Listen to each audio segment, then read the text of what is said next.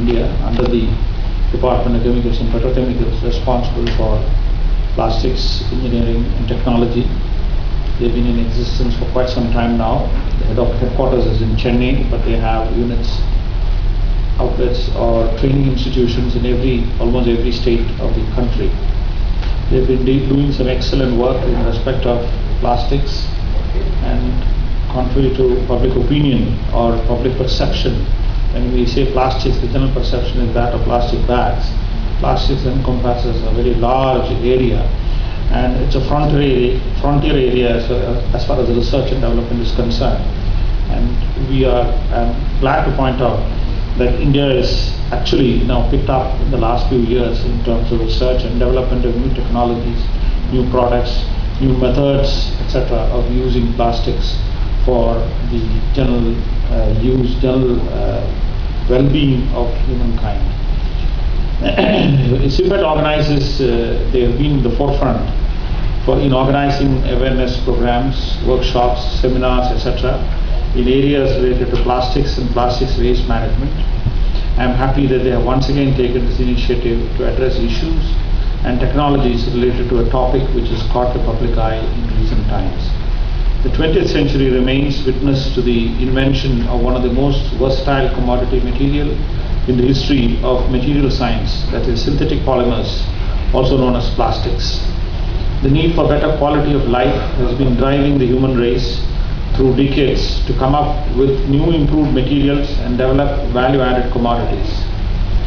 This development led to a shift in manufacturing from the metal conventional materials-based products to polymer-based products on account of growing awareness regarding the need to reduce pressure on natural resources, improve energy efficiency, adopt innovative designs, and other cost-saving measures. During the last few years, plastics have earned a bad image for themselves because of the problems that civic authorities face in their disposal.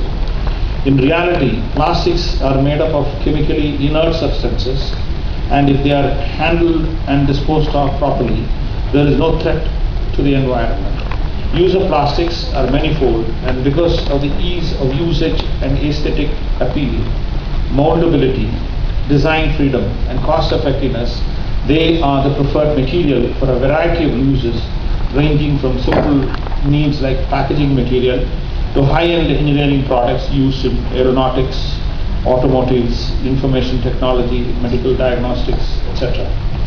The domestic polymer industry is around 8.5 million tons, as against the global polymer consumption of about 200 million tons, which is about 4.5% of the global. Indian consumption is about 4.5% only of the global consumption.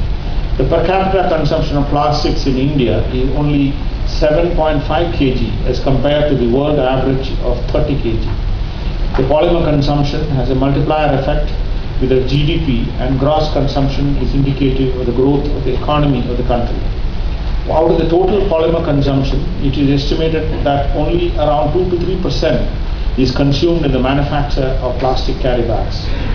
Globally, there is no example of a country prohibiting the manufacture or use of plastic bags. Instead, policies and programs have been devised which promote citizen participation and extend producer responsibility in proper disposal and recycling of packaging material. Being versatile, plastics can be tailor-made to suit any specific application.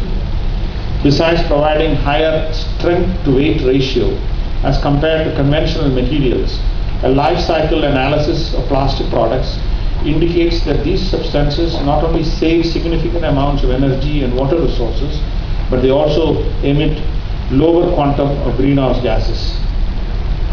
Whenever plastic bags are considered for replacement, paper bags come to our mind. Yet little do we realize that paper is globally the 5th largest consumer of energy and one of the largest users of water.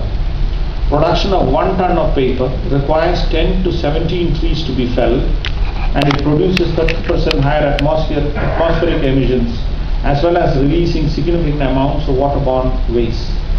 Besides, paper bags also lead to increase in transportation costs, and this in turn results in increase in exhaust emissions from vehicles. In fact, if one has to list out the positive aspects of plastics, the list would be rather long. There have been various environmental concerns raised from time to time by various sections of the society, NGOs, etc., regarding the environmental degradation caused by plastic carry bags. It may be noted that plastics are 100% recyclable, and as such, they do not harm the environment if used and disposed of sensibly. This is the most crucial catchword in that.